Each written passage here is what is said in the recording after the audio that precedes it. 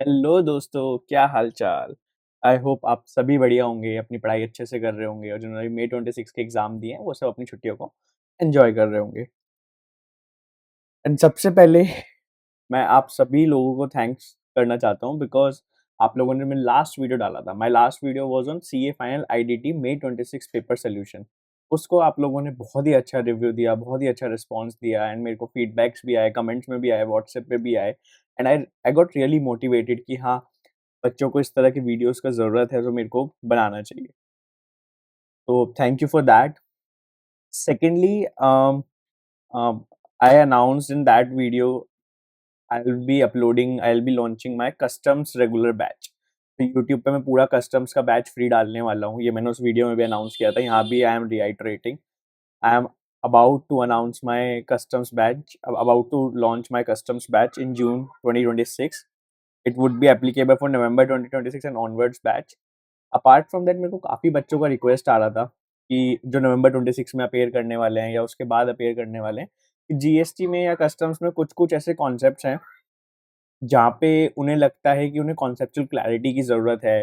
कोई छोटे-छोटे वीडियो उन्हें स्पेसिफिक टू द टॉपिक्स मिल जाएँ। तो उनका कंसर्न था कि देयर आर मल्टीपल वीडियोज़ जो प्रॉपर रिवीजन वीडियोज़ हैं या प्रॉपर डेमो वीडियोज़ हैं, बट टॉपिक वाइज़ कुछ नहीं है। टॉपिक वाइज़ एज़ इन एक छोटा-सा टॉपिक, छोटा-सा कॉन्सेप्ट, जो कॉन्सेप्चुअल क्लैरिटी उन्हें मिल जाए। So basis that I decided to launch a series. It would be entirely free on YouTube named IDT Concept Series। इसके अंदर हम लोग क्या करेंगे, मैं छोटी-छोटी वीडियो बनाऊँगा 30 मिनट्स, 35 मिनट्स की। एक कॉन्सेप्ट, 2 कॉन्सेप्ट उसमें पढ़ाऊँगा एंड आपको क्लैरिटी उस कॉन्सेप्ट में अंदर आएगी। अभी के लिए मैंने जो मेरे को फीडबैक मिला, जो मेरे को बच्चों ने बोला कि आपको कौन-सी वीडियो कवर करनी चाहिए, कौन से टॉपिक कवर करने चाहिए, वो I have covered. In this particular video हम टैक्सेबिलिटी ऑफ को-इंश्योरेंस अरेंजमेंट पढ़ेंगे, जो कि आपका नवंबर 2024 से एप्लीकेबल हुआ था एंड एग्ज़ाम्स में वो सितंबर 2025 से एप्लीकेबल हुआ था। बट इसके अलावा कुछ टॉपिक्स मैंने बेसिस जो मेरे को फीडबैक मिला उसके हिसाब से डिसाइड करे हैं, बट इसके अलावा अगर आप लोगों को लगता है तो आप मेरे को कमेंट्स में मेंशन कीजिए कि क्या टॉपिक मेरे को नेक्स्ट लाना चाहिए, या आप मेरे को व्हाट्सएप भी कर सकते हैं। साथ में आपके जो भी फीडबैक होते हैं, आपको लगता है कहीं एरिया ऑफ इम्प्रूवमेंट मेरे लिए है या कुछ भी उस तरीके की चीज़ होती है, यू कैन आइदर कमेंट और यू कैन व्हाट्सएप मी। उसके अलावा जो सेकंड कंसर्न रहता है, जो मैंने अपने लास्ट वीडियो से भी चीज़ सीखी, कि बच्चों को जो डाउट्स पूछने होते हैं ना, तो आप लोग क्या करते हैं, आप लोग यूट्यूब कमेंट्स में ही डाउट्स लिख देते हैं। तो उसमें प्रॉब्लम कुछ नहीं होती। उसमें 2-3 कंसर्न मेरे होते हैं। फर्स्ट कंसर्न ये होता है, समटाइम्स आपने जो पूछना चाहा, हो सकता है मैं ढंग से ना समझाऊँ, या जो मैंने समझाया हो सकता है आप ढंग से ना समझें, because chat and words has their own limitation ना। तो मेरा रिकमेंडेशन रहता है कि आप मेरे को ना व्हाट्सएप करो जो भी आपके डाउट्स हैं। मेरे को काफ़ी लोगों के व्हाट्सएप भी आए एंड दे वर सैटिस्फाइड, मैंने उनका ढंग से रिप्लाई किया वॉइस नोट के थ्रू।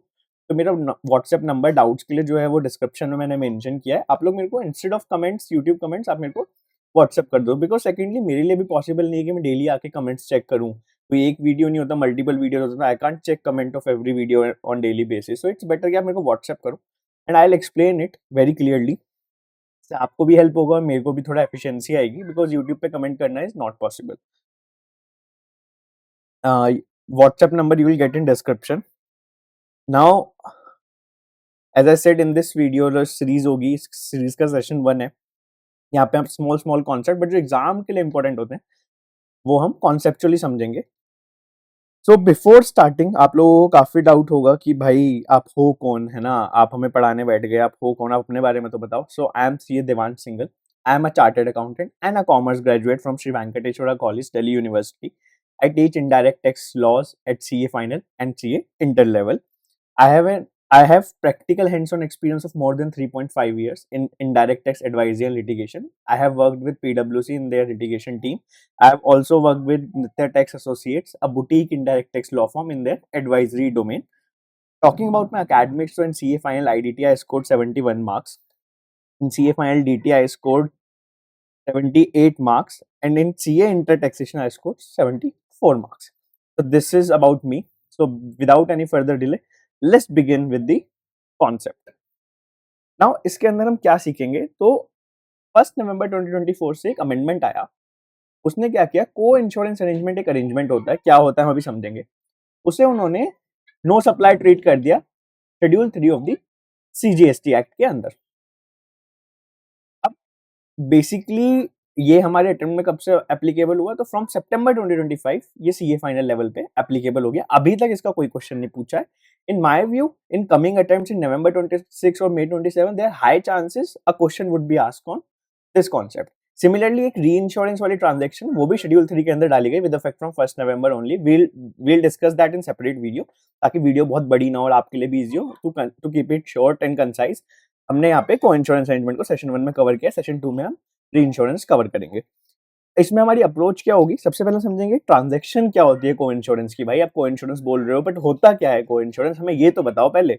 ठीक है, हम समझेंगे उस चीज को। उसके बाद इशू क्या था, क्या क्यों बेसिकली इसमें अमेंडमेंट आया, क्या अमेंडमेंट नहीं आया था, तो क्या इशू चल रहे थे। थर्ड, इसकी हिस्ट्री क्या है, हिस्ट्री मतलब कि कैसे कैसे इसमें चेंजेस आए या कैसे कैसे रिप्रेजेंटेशन फाइल हुई।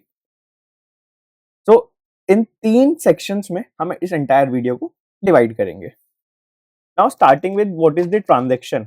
तो आप लोगों को डाउट होगा कि यार हमने को इंश्योरेंस, ठीक है अमेंडमेंट आया, हो सकता है आप में से कुछ जो May 26 के बच्चे हैं जो ऐसी एक बार कॉन्सेप्चुअल लर्निंग के लिए इस वीडियो को देख रहे हैं, उनका कॉन्सेप्ट होगा हाँ यार पढ़ा तो हमने भी था, बट हमें आज तक ये समझ नहीं आया कि यार को इंश्योरेंस होता क्यों है, क्या होता है, क्या इसका रेगुलेटरी फ्रेमवर्क होता है, क्या इशू था।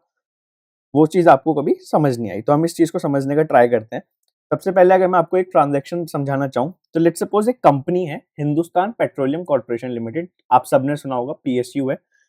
उसकी काफ़ी सारी ऑयल रिफाइनरीज वगैरह हैं। तो हम मान लेते हैं उसकी एक रिफाइनरी है जिसकी असेट वैल्यू टोटल है 1,20,000 करोड़। नाउ अब इस एचपीसीएल को, इसको, इस असेट्स को, इन असेट्स को, अपनी ऑयल रिफाइनरी को इंश्योर कराना है। ठीक है, अब उसे इंश्योरेंस लेना है। नाउ प्रॉब्लम क्या है कि अब वो एक इंश्योरेंस के पास क्यों नहीं जाएगा, बिकॉज एक जो इंश्योरेंस कंपनी होगी ना, इंश्योरेंस कंपनी होगी, उसे डर रहेगा कि भाई अगर कल को मुझे इसे क्लेम देना पड़ गया, कल को कुछ लॉस हो गया, मेरे को 1,20,000 करोड़ देना पड़ जाएगा। हो सकता है मैं इंसॉल्वेंट हो रहा हूँ इतनी बड़ी अमाउंट देने की वजह से। तो ये एक रिस्क हो सकता है कि भाई इतना बड़ा इंश्योरेंस कंपनी ना दे। तो इस वजह से कॉन्सेप्ट ऑफ को इंश्योरेंस अरेंजमेंट लाया गया। को इंश्योरेंस अरेंजमेंट के अंदर बेसिकली ये लोग क्या बोलते हैं कि there are multiple insurance company होंगी, वो रिस्क को शेयर करेंगे। तो जैसे अगर इसमें एग्जांपल लूं तो एचपीसीएल है, एचपीसीएल के एसेट्स हैं 1,20,000 के। ठीक है, उसे इसका इंश्योरेंस लेना है। तो instead of going to single insurer, वो क्या गए, 3 इंश्योरेंस कंपनी के पास गए। उन्होंने कहा यार मेरे को आपके साथ तीनों से इंश्योरेंस लेना है, तो ये को इंश्योरेंस एग्रीमेंट हम करते हैं। इन्होंने क्या किया कि जो टोटल रिस्क है मेरा, जो मेरा 1,20,000 करोड़ का रिस्क है कि अगर कुछ लॉस हुआ तो ये कुछ फायर वगैरह हुई तो लॉस हो सकता है, उसका 40% तो एचडीएफसी अर्गो बेयर करेगा, 30% न्यू इंडिया इंश्योरेंस बेयर करेगा, 30% यूनाइटेड इंडिया इंश्योरेंस करेगा। सर ये परसेंटेज कौन डिसाइड करता है, भाई जो इंश्योरेंस ले रहा है वो डिसाइड करता है कि किस इंश्योरेंस से कितने परसेंटेज का इंश्योरेंस लेना है। नाउ अब इस ट्रांजेक्शन में बेसिकली क्या इशू आ सकता था कि यार me being HPCL, being the insured person, मेरे को ना ये डाउट आ सकता था या फिर ये इशू आ सकता था कि भाई मैं क्या सेपरेटली 3 इंश्योरर से बात करूंगा, 3 इंश्योरेंस कंपनी से मैं सेपरेटली डील करूंगा, क्या मैं तीनों को प्रीमियम अलग अलग पे करूंगा, अगर मेरे को फ्यूचर में क्लेम लेना हुआ तो क्या मैं तीनों के गेट खटखटाऊंगा, मतलब, और सारे डॉक्यूमेंटेशन क्या मैं तीनों को सेपरेटली दूंगा। तो एक इशू आ सकता था कि भाई मैंने मुझे एक कंपनी इंश्योरेंस दे नहीं रही थी, मैंने मल्टीपल इंश्योरर से लिया, बट अब मैं हर इंश्योरर के पास अलग अलग थोड़ी जाऊंगा, मेरे लॉजिस्टिक्स भी इशू आएगा और ये सब बहुत प्रॉब्लम होगी। तो एक अरेंजमेंट लाया गया जिसे बोलते हैं को इंश्योरेंस अरेंजमेंट। को इंश्योरेंस अरेंजमेंट में बेसिकली क्या होता है, ये लोग क्या करते हैं, जैसे इसमें 3 इंश्योरर है, HDFC Ergo, new India insurance, United India insurance. तो आपका जो अरेंजमेंट होगा उस अरेंजमेंट में एक इंश्योरर को, जो आपकी एक इंश्योरेंस कंपनी है, उसे एज अ लीड इंश्योरर हम नॉमिनेट कर देंगे। तो जैसे मान लो हमारे इस केस में हमने एचडीएफसी अर्गो को लीड इंश्योरर आपका नॉमिनेट कर दिया। लीड इंश्योरर रिस्पॉन्सिबल क्या होता है, लीड इंश्योरर रिस्पॉन्सिबल होता है कि भाई पहली बात तो मैं सिंगल पॉइंट ऑफ कांटेक्ट हूँ, आपको क्लेम चाहिए, आपको इंश्योरेंस चाहिए, सब मेरे पास आओ, आपको बाकी को इंश्योरर के पास जाने की जरूरत नहीं है। सारा पेपर वर्क मैं करूंगा, आपसे पूरा जीएसटी, जो जैसे लेट्स सपोज मेरा इंश्योरेंस जो मैंने लिया 1,20,000 करोड़ का, इस पे मेरा इंश्योरेंस प्रीमियम आया 1,000 करोड़ का, प्लस 18% जीएसटी है। तो जो 18% जीएसटी है, मैं लीड इंश्योरर हूँ, मैं आपसे कलेक्ट करूंगा, मैं रिटर्न फाइल करूंगा जीएसटी रिटर्न, और मैं गवर्नमेंट को पे करूंगा। एंड बाकी जो भी ट्रांजेक्शन मेरे को बाकी को इंश्योरर से करनी है, चाहे वो न्यू इंडिया से हो, यूनाइटेड से हो, वो एचडीएफसी को खुद करेगा, जिसने इंश्योरेंस लिया उसे करने की जरूरत नहीं है। तो this is the basically agreement.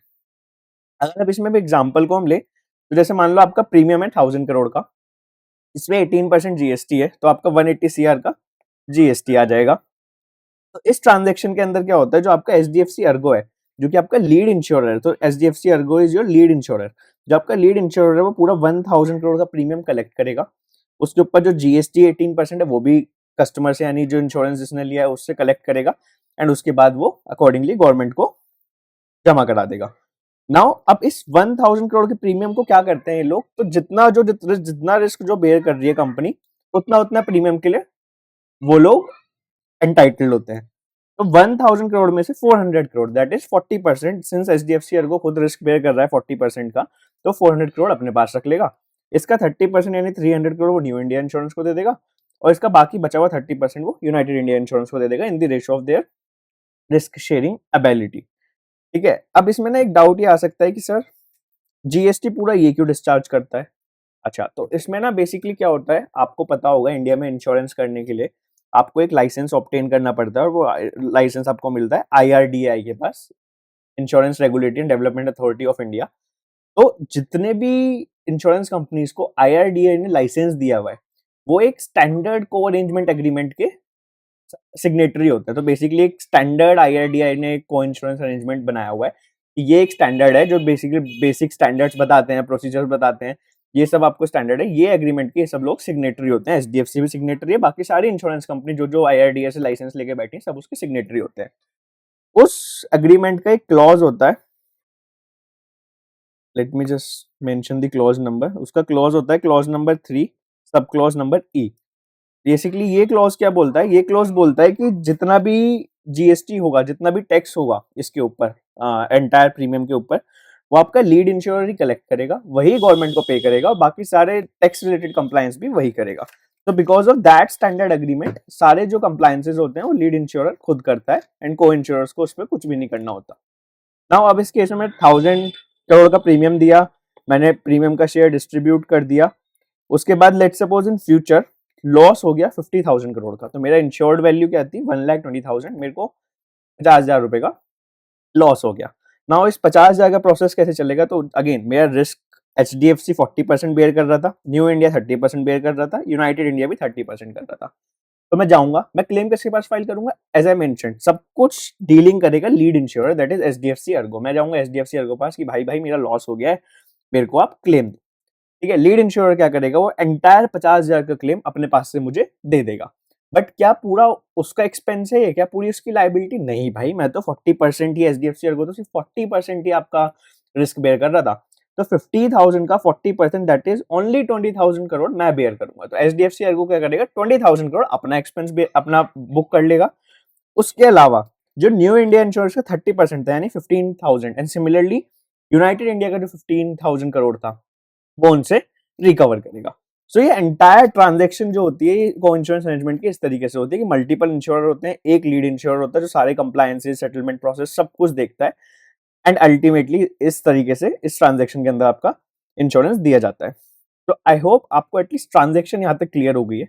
Now issue क्या आया, शायद आप में से कुछ लोग समझ गए होंगे क्या इशू आया होगा। तो अगर मैं आपको बताऊं, जो एचडीएफसी अर्गो था, जो लीड इंश्योरर था, वो इस पूरे प्रीमियम पे 1000 करोड़ पे 18% जीएसटी गवर्नमेंट को पे कर रहा था। इसके रिस्पेक्ट में कोई डिस्प्यूट या कोई इशू नहीं था। इशू क्या आया, एचडीएफसी अर्गो ने बोला कि भाई मैं जो डिस्ट्रीब्यूट कर रहा हूँ 300 करोड़ 300 करोड़, इसके ऊपर मैं जीएसटी पे नहीं करूंगा। क्यों मैं इसके ऊपर जीएसटी पे नहीं करूंगा, उसने बोला कि भाई ये जो मेरा अरेंजमेंट है पूरा, जो पूरा को इंश्योरेंस अरेंजमेंट बेसिकली है, ये कोई सर्विस का अरेंजमेंट नहीं है। मतलब हम सब मिलके सामने वाली कंपनी को, एचपीसीएल को सर्विस दे रहे हैं, no doubt about it, but हम तीनों आपस में एक दूसरे को सर्विस नहीं दे रहे।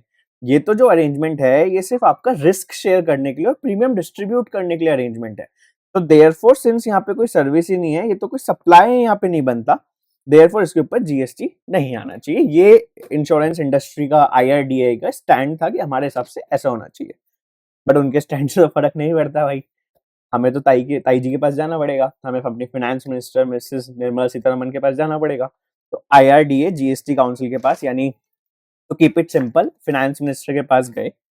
उन्होंने बोला, अपनी एक रिप्रेजेंटेशन फाइल करी जून 2022 के अंदर। उन्होंने बोला कि यार देखो, अगर हम आपको बताएं, जैसे मैंने आपको बताया, उन्होंने बोला कि ये सिर्फ रिस्क शेयरिंग अरेंजमेंट है, अपॉर्चमेंट ऑफ प्रीमियम है, कोई भी सप्लाई नहीं है, कोई जीएसटी नहीं है। उन्होंने बोला कि यार आप क्लियर कर दो कि इस पे जीएसटी लगेगा ही नहीं, बिकॉज देखो ये तो कोई सर्विस ही नहीं है। तो भाई हमारी फाइनेंस मिनिस्टर जी ने बोला कि देखो यार, जो आपकी लीड इंश्योरेंस कंपनी है, लीड इंश्योरर है, दैट इज एचडीएफसी अर्गो, और जो आपके बाकी को इंश्योरर्स हैं वो सब आपके सेपरेट लीगल एंटिटी हैं और सभी एक डिस्टिंक्ट एंटिटी है, मतलब हर एक अलग कंपनी है। तीनों कोई आपस में रिलेटेड नहीं है, तीनों एक डिस्टिंक्ट एंटिटी है। जीएसटी के अंदर जो हर एक डिस्टिंक्ट पर्सन या जो एक हर एक सेपरेट लीगल एंटिटी होती है, उसे सेपरेटली जीएसटी में रजिस्ट्रेशन लेना होता है, सेपरेटली अपनी टैक्सेबल वैल्यू डिक्लेयर करनी होती है, और अपनी टैक्सेबल वैल्यू जो डिक्लेयर करी है उसके ऊपर से जीएसटी पे करना होता है। तो होल एंड सोल उन्होंने क्या बोला कि यार हमारे यहाँ तो ऐसा कोई कॉन्सेप्ट ही नहीं है कि भाई आप बोल रहे हो कि बाकी दोनों की लाइबिलिटी थी। देखो इंश्योरेंस सर्विस तो न्यू इंडिया ने भी दी, यूनाइटेड इंडिया ने भी दी। तो उन्होंने बोला कि हमारे जीएसटी में ऐसा कोई कॉन्सेप्ट नहीं है कि यार दो लोग सर्विस दे रहे हैं बट आप बोल रहे हो कि एचडीएफसी अर्गो दोनों के बिहाफ पे टैक्स पे करेगा। आप सेपरेट एंटिटी हो, आपको तो पे करना पड़ेगा। इसलिए उन्होंने बोला कि everyone is required to discharge GST separately. उन्होंने एक बात और एक्स्ट्रा बोली, उन्होंने क्या बोली कि भाई जो आपका को इंश्योरर है, जो आपके बेसिकली न्यू इंडिया या यूनाइटेड इंडिया है, उन्होंने कोई इनपुट और इनपुट सर्विसेज रिसीव कर रखा होगा। नाउ जो आउटपुट सर्विस वो दे रहे हैं, जो आप को इंश्योरेंस को आउटपुट सर्विस बोल रहे हो, अगर इस 300 करोड़ पे दिस जो एचडीएफसी ने डिस्ट्रीब्यूट किया है, अगर ये इस पे जीएसटी पे करेंगे तो जो इनका इनपुट है, इनपुट सर्विसेज पे जो क्रेडिट लेके बैठे हैं, आईटीसी जो इनके पास है उसे यूटिलाइज कर सकते हैं। इन्होंने कहा ठीक है। फिर इन्होंने बोला कि अब जो 300 करोड़ पे जीएसटी लगा, जो एचडीएफसी अर्गो न्यू इंडिया को पे करेगा जीएसटी, एचडीएफसी अर्गो भी इसका आईटीसी ले सकता है। हाँ, तो उन्होंने बोला कि यार देखो वो भी आईटीसी ले सकते हैं, आप भी आईटीसी ले सकते हो, तो यहाँ तो कोई एक्स्ट्रा लाइबिलिटी है ही नहीं। आप हमसे बोल रहे हो कि यार इस पे जीएसटी मत लगाओ बिकॉज पूरे इंश्योरेंस प्रीमियम पे टैक्स पे हो गया है, डबल टैक्सेशन हो जाएगा, ये सब चीजें आप बोल रहे हो। बट अगर टैक्स लग भी जाता है तो दिक्कत क्या है, आपको तो क्रेडिट मिल रहा है, तो आप तो पूरा पूरा का पूरा क्रेडिट ले लोगे, तो कोई कॉस्ट तो आपकी बनेगी नहीं। ये बोल के हमारी मिसेस निर्मला सीतारमण ने, हमारी फाइनेंस मिनिस्टर जी ने उन्हें टरका दिया कि जाओ भाई जीएसटी लगाओ, या तो हमारा क्रेडिट मिलेगा। तो क्रेडिट मिलेगा तो आपकी तो कोई कॉस्ट नहीं है, बिना मतलब में हमारे पास मत आओ, एक्चुअल में कोई प्रॉब्लम है तो ही हमारे पास आया करो। अच्छा, अब भाई आईआरडीए रोता रोता चला गया। अब वो क्या करता भाई, अब मिनिस्ट्री में ऐसे वो बोल रहे हैं तो अब क्या ही किया जा सकता है। तो अल्टीमेटली उसके बाद क्या हुआ, 2024 में उन्होंने दोबारा मिनिस्ट्री के पास गुहार लगाई, जीएसटी काउंसिल के पास गुहार लगाई, शायद अब क्यों पढ़कर आए थे। उन्होंने क्या बोला कि यार देखो ये जो पैसा है ना, जो ट्रांजैक्शन हो रही है एचडीएफसी अर्गो और बाकी इंश्योरेंस कंपनी के बीच में, ये सिर्फ एक सेटलमेंट ऑफ मनी है, सो सिर्फ ट्रांसफर ऑफ मनी है from one party to another party, there is no element of service. ठीक है, उन्होंने बोला यहाँ पे कोई सर्विस ही नहीं है भाई। एक्चुअल में बात भी सही है यार। अगर मैं पूछूं आपसे कि क्या new India insurance HDFC Ergo को कोई सर्विस दे रहा है, नहीं दे रहा भाई। ये तीनों मिलके एचपीसीएल को सर्विस दे रहे हैं। बट हम ये नहीं बोल सकते कि न्यू इंडिया एचडीएफसी अर्गो को कोई सर्विस दे रहा, बिकॉज ऐसी एक्चुअल में कोई सर्विस है ही नहीं।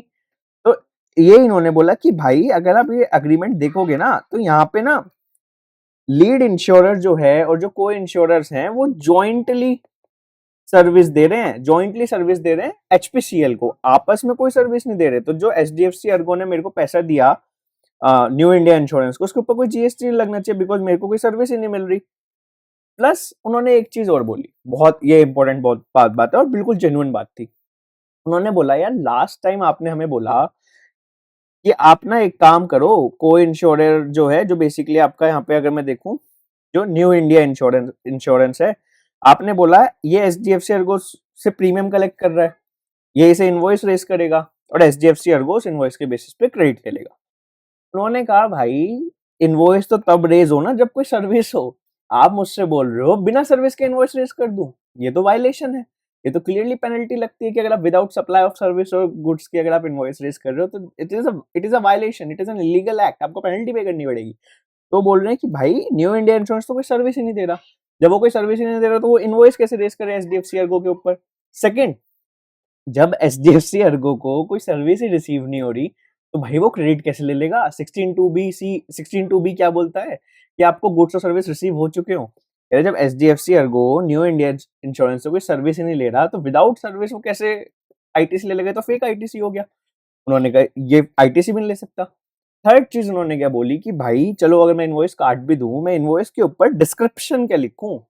डिस्क्रिप्शन, उन्होंने कहा देखो ये तो पक्की बात है, new India insurance HDFC Ergo को इंश्योरेंस सर्विस तो नहीं दे रहा, बिकॉज कोई ऐसा एग्रीमेंट ही नहीं है, ये तीनों मिलके एचपीसीएल को इंश्योरेंस दे रहे हैं, but new India HDFC Ergo तो इंश्योरेंस सर्विस दे ही नहीं रहा, तो इंश्योरेंस सर्विस तो है नहीं। तो इन्होंने बोला कि भैया मेरे को तो बताओ मैं क्या डिस्क्रिप्शन लिखूं इनवॉइस के ऊपर।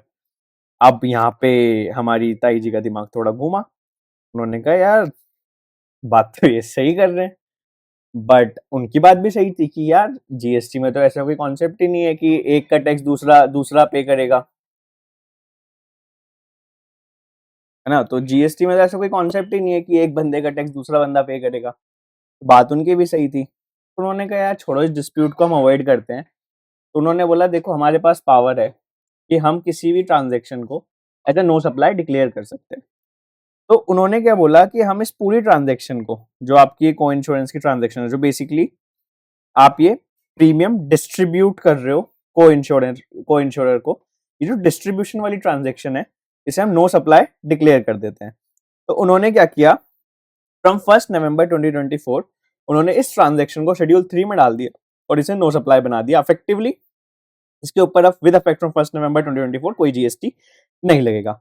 But sir before what about the time period before 1 November 2024?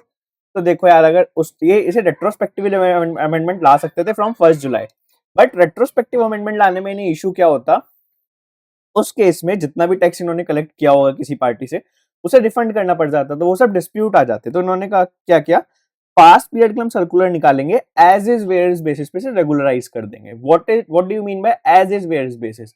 As is where is basis, जहां हो वहीं रहो, जैसे हो वैसे रहो। तो इट्स लाइक अगर आपने टैक्स पे कर दिया था इसके ऊपर आपको कोई रिफंड नहीं मिलेगा, अगर आपने टैक्स पे नहीं करा तो आपसे कोई टैक्स मांगा नहीं जाएगा, जो सिचुएशन जैसी थी उसे वैसे ही रहने दो, आगे वाले पीरियड के लिए ये आपका नो सप्लाई हो जाएगा।